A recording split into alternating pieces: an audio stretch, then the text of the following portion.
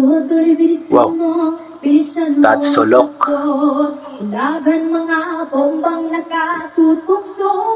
Rakista pala tong batang to.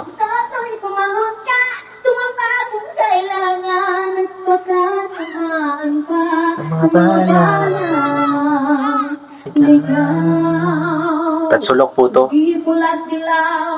Tunay na magkalaban, kulay at bigat ay di siyang dahilan. Hanggat marami ang lugmok sa kahirapan, Galing na bata. ng hustisya ay parang sa mayaman. Rakista. Habang may tatlo at silang nagtukot, di matapos ang gulong to. Di matapos ang gulong ito. Galing. Rakista. Ang taas pa ng boses. That's Sulok po yun. Tingnan mo ang iyong kanan. Wait lang. Kayado mong kamay, sa hirap Uy, ng buhay. medley para to. Ang dami mong Ibang kanta na naman. napuno pang Ibang kanta na naman to eh. Noy ka na, sting. At sabi nila may anting-anting ako, pero Mga kanta to ni Bamboo. ang Diyos ang dahilan ko.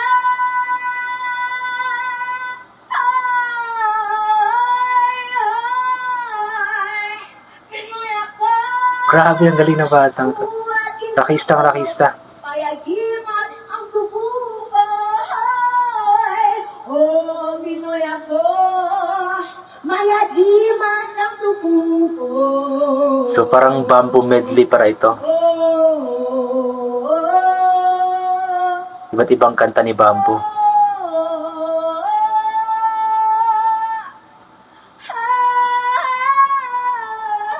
Ang galing. Oh, ibang kanta na naman.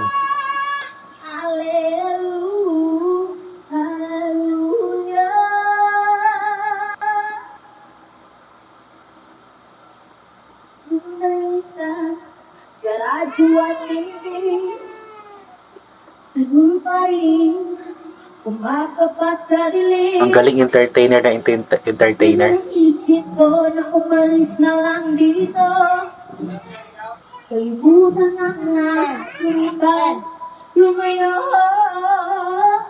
May kasama ka sa pati. Kaibigan. Hanggat ako'y huminga. May pag-asa pa.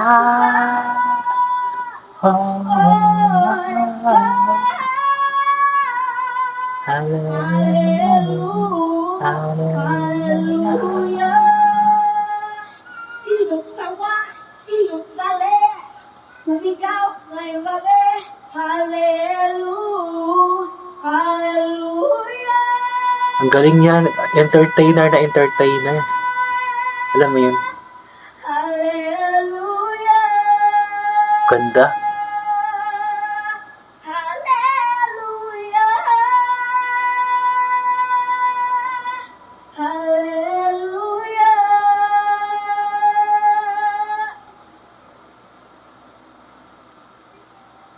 Ang galing ng batang ito. Ayun. Grabe guys, nagulat ako dun guys. Ang galing ng bata. Rakista. Bali ano yun, mga kanta ni Bamboo. First, yung Tatsulok. Pangalawa is parang Pinoy Ako yata yung title nun. Or Noipi ba? Di ako sure. Then pangatlo naman is Alleluia. Mga kanta po yun ni Bamboo. Ang galing ng bata na rakista.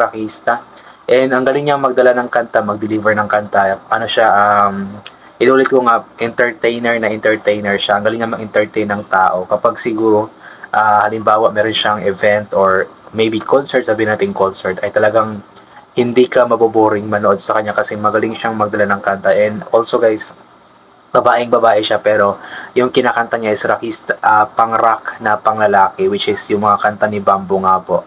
So kudos sa iyo ate. I believe parang nasa ano pa siguro yung bata niya, nasa 12 or 13 years old. Tapos gano'n na siya kagaling mag-deliver ng kanta. Gano'n na siya kagaling mag-entertain ng mga tao. So, napakagaling, kudos sa iyo, baby girl.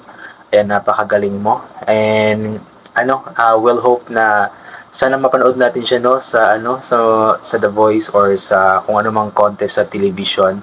Siguro kung halimbawa mag-audition siya or nag-audition siya or sabihin natin mag-audition siya sa The Voice Kids tapos ang coach or isa sa mga coach ay si Bambo, ay panigurado akong iikot agad si Bambo since mga kanta nga po niya ay yun tapos yung first buga pa lang ng kanyang pagkanta or first tawag yan, first bitaw pa lang ng pinakaunang lyrics or pinakaunang linya ng kanta is ayun, talagang mapapalingon or mapapaikot si Bambo sa kanya or maybe maging iba pang mga coaches. So we'll hope na sana balang araw mapanood natin siya sa mga competition. Although hindi na nga po coach si Bambo sa The Voice Kids kasi nga nasa GMA7 na nga po yung yung The Voice Kids. Pero yun, at least makasali man lang siya sa mga contest at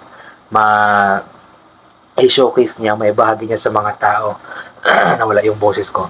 May bahagi niya sa mga tao yung kanyang napakagandang talento. And I believe nung parang nakapost ito sa sa Facebook ng kanyang mama and parang meron siyang mga gestings na yata. I'm not sure kung mga gestings yun or ano lang, tawag yan, intermission number lang. Pero anyway, ayun, ipag-pray natin na sana magiging successful nga po ang batang ito. Maganda yung kanyang way ng pagkanta. Then, hindi siya yung usual na ginagawa ng mga singers na babae. Kasi usually naman kapag mga singers na babae, ang kinakanta talaga is yung mga pangbirit, yung mga kanta na Regine Velasquez, Celine Dion. Pero itong si Baby Girl, itong batang ito, ang kinanta niya is panglalaki. And rock na rock pa, mga kanta ni Bambo. Kaya kudos sa iyo, Baby Girl. Ayan. So guys, hanggang dito na lamang po muna itong gagawin ko na reaction video.